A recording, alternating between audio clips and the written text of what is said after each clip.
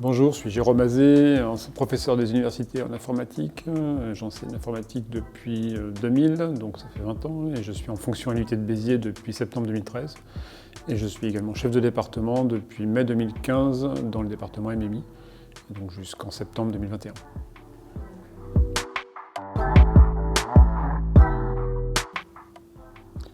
Alors, j'enseigne en première et en deuxième année, donc l'informatique, essentiellement le côté développement web, donc à la fois du côté front et du côté back.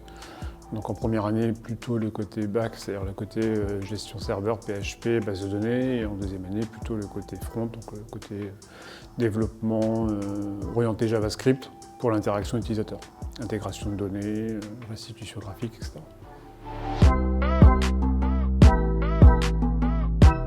Les étudiants vont devoir travailler. Alors, le travail par projet, c'est plutôt en deuxième année. Et ils travaillent sur de l'appropriation de données ouvertes et la restitution de ces données sous la forme d'un site web interactif qu'ils vont devoir créer en utilisant des outils qu'on a vus en cours en TD et en TP, notamment des plugins JavaScript tels que D3, Leaflet et autres pour faire de la cartographie par exemple.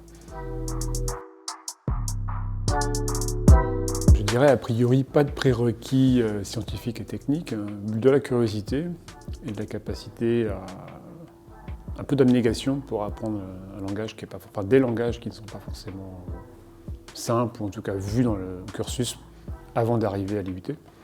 Mais je pense que si on a de la curiosité et de l'intérêt pour la matière, ça fait tout. Parce que si on n'en a pas de curiosité, comme dans beaucoup de matières, mais celle-ci peut vite devenir rebutante à cause de la complexité du langage ou de la logique qui peut être derrière.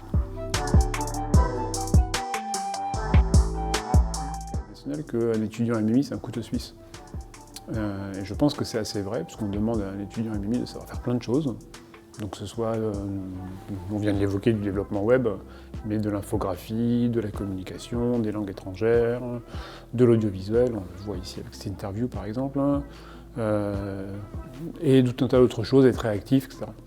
Et comme un couteau suisse, il y a plein de fonctionnalités, mais aucune n'est développée au maximum de ses capacités. C'est-à-dire que si vous avez une lame de couteau, vous allez préférer un couteau de cuisine quand vous avez besoin de couper quelque chose juste pour faire de la cuisine, mais ce couteau de cuisine sera limité. Il fera la découpe parfaite de quelque chose, et il n'y aura pas le tire-bouchon, il n'y aura pas je sais pas quoi, etc. Donc un couteau suisse, ça reste un couteau suisse. Si on veut s'améliorer, eh bien on va se perfectionner avec une licence professionnelle, avec un master, une école d'art, une école d'audiovisuel, que sais-je. Donc MMI, ça forme un spectre très large, mais pas forcément en profondeur sur chacune des matières, ce qui est impossible. Voilà. Un gros mot de la fin.